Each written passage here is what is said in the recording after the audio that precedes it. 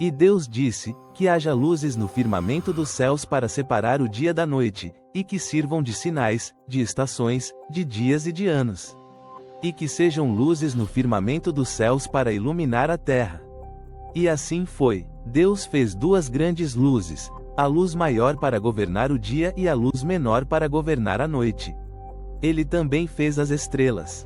E Deus as colocou no firmamento dos céus para iluminar a terra, governar o dia e a noite, e separar a luz das trevas.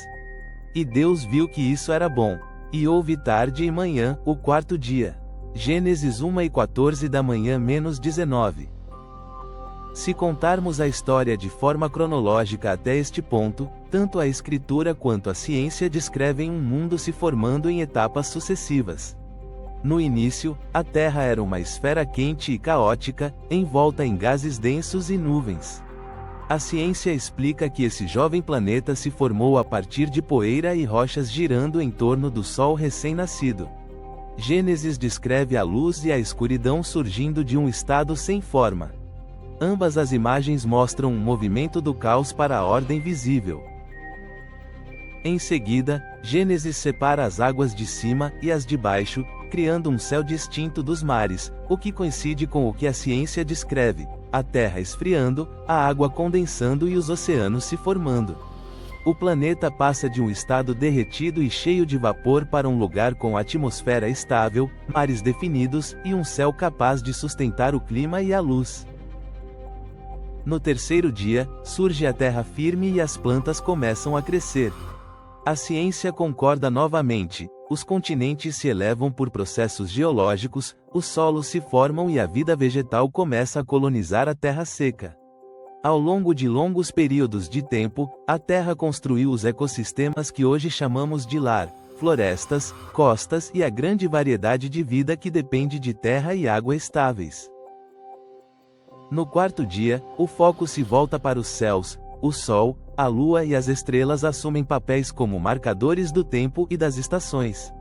A ciência nos diz que o Sol existia antes da Terra.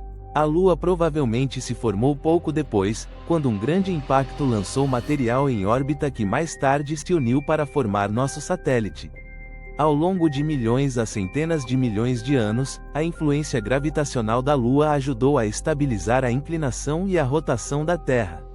Essa estabilidade é o que nos dá dias constantes, estações confiáveis e fases lunares previsíveis. Do ponto de vista de um observador na Terra, chega um momento em que o próprio céu se torna legível. Depois que o planeta esfria, depois que a névoa causada por vulcões e impactos se dissipa, e depois que a rotação e a inclinação se estabilizam, o Sol se torna um marcador consistente do dia e do ano, a Lua um guia confiável para os meses e a noite, e as estrelas sinais para as estações e a navegação. Gênesis 1:14 da manhã menos 19 pode ser entendido como a descrição desse momento, os céus sendo postos em seu lugar para governar o dia e a noite e marcar os ritmos da vida. Ler Gênesis dessa maneira, do ponto de vista de um observador na Terra, e não como um catálogo literal de etapas da criação cósmica, coloca as imagens bíblica e científica em harmonia. A ciência explica as origens materiais e o ritmo lento, como os planetas se formam, como os impactos moldam as luas e como as atmosferas e rotações se estabilizam. Gênesis explica o significado e a função, Deus atribuindo propósito às luzes para que sirvam à vida na Terra como dias, estações e sinais. Uma explica o como, a outra explica o porquê. Juntas, elas contam uma única história mais completa, um mundo que passa do caos para a ordem, cuja história física torna possíveis os ciclos estáveis pelos quais medimos o tempo, e cujos céus se tornam belos e cheios de significado para as pessoas que vivem sob eles. E é por isso que ver a ciência através da perspectiva de um Criador é tão importante.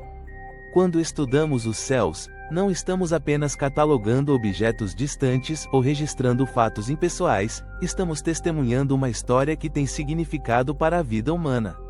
As leis que formam as estrelas, os ciclos que governam nossas estações, a estabilidade que torna a vida possível, a ciência nos mostra como funcionam, a fé nos mostra por que importam. Quando unimos os dois, o universo se torna mais do que números e mecânica, ele se torna um reino de propósito e convite.